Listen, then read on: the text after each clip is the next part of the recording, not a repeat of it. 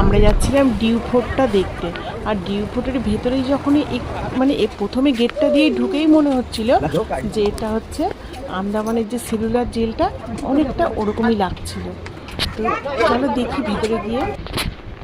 রোদের মধ্যে এখন উপরে উঠছি, যে এখান থেকে নিচ থেকে উপরে উঠে আসলাম, নিচ থেকে অনেক উঁচু যাচ্ছি। এখন কোথায় যাই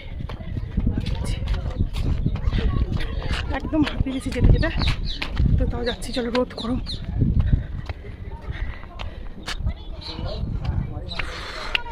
চলে আসলাম। এত রোদ আর গরম ছিল, আমি কথাই বলতে পারছিলাম না, একদম উপরে উঠতে উঠতে হাঁপিয়ে গেছিলাম, কারণ অনেকটা ওপরে আইলাম। দেখো এখান থেকে দেখো কীরকম লাগছে দেখতে।